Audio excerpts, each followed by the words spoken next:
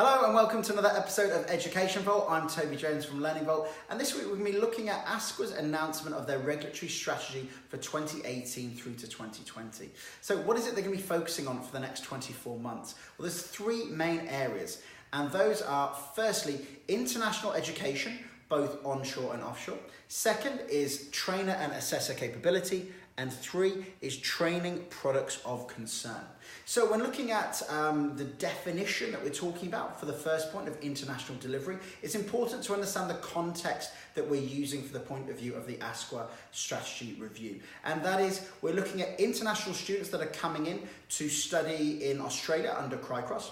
But also we're going to be looking at RTOs, they're going to be reviewing RTOs that are delivering both offshore or accrediting offshore. And it's hardly surprising that this has actually come up as part of the review, as there has been a growing number of CRICROS RTOs appearing, but also of RTOs applying for CRICROS. So this is now on ASQA's radar, and it's something that they want to look closely at to ensure that the good name of vocational education is being upheld across all those different RTOs, both onshore and offshore. And for the purpose of international education as part of this review, ASQA has put together a tailored program of compliance with audits designed to combat the specific areas. And those are, firstly, CRICROS providers delivering to overseas students, providers delivering vets specifically in China, so subject to the CEAIE, and finally, providers offering assessment-only services to offshore students in a range of countries.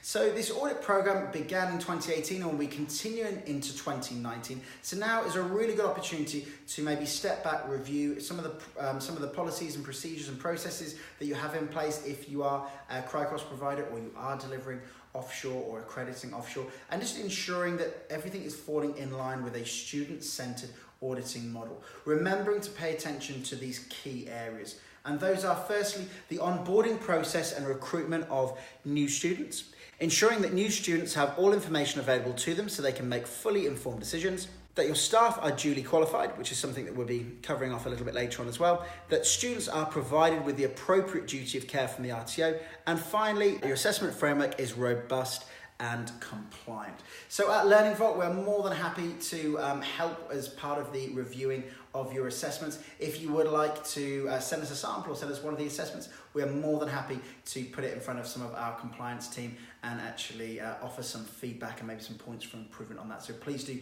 get in touch, and you can do that through emailing us at education@learningvault.com.au. Okay, so that was about international education, point one. So the second focus area that they're going to be targeting is trainer and assessor capabilities.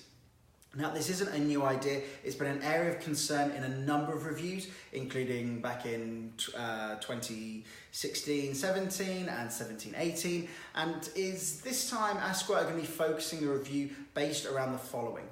And those are the quality of the TAE qualification, prioritization of the TAE qualification over skills required to teach. So here we're not just talking about ensuring that they've got the piece of paper, but have they actually got the skills? Have they got the skills required to actually teach? Unduly short qualifications. So, we've encountered these before with our weekend diplomas. So this is something that's come up again.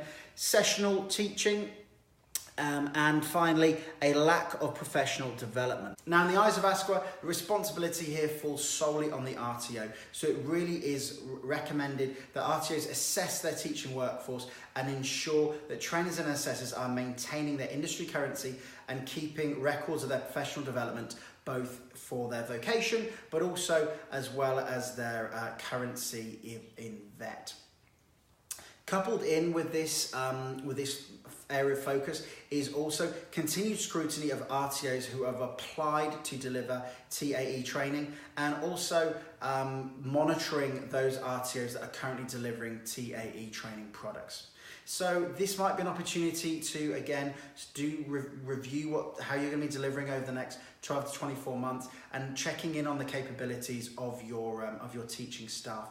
And if this is something that is an area of concern for you, we have a lot of friends at Learning Vault who are very specialist in this area and be happy to make recommendations to you.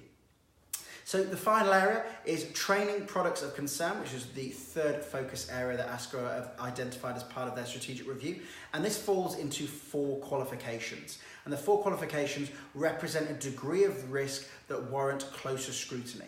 And they include the Certificate 3 in Early Childhood Education and Care, Certificate 3 in Individual Support, Diploma of Early Childhood Education and Care, and the Certificate 4 in Training and Assessment. So put simply, if you are applying to put any of those 4 qualifications on the scope, you just need to be prepared for the fact that ASQA are going to be looking at these a little bit more closely. So this may extend the waiting time, this may trigger a more rigorous audit. And also training providers who are currently delivering, ASQA have also said that they may well wish to review current practices related to the training and assessment of these courses.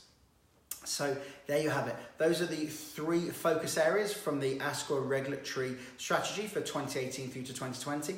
Please, as always, get in touch if you have any questions or thoughts. It'd be great to get some discussions going in the comments below. And please do get in touch if you have any questions or anything that we can help you with throughout this process. Thanks a lot and look forward to speaking to you again on another episode of Education Vault.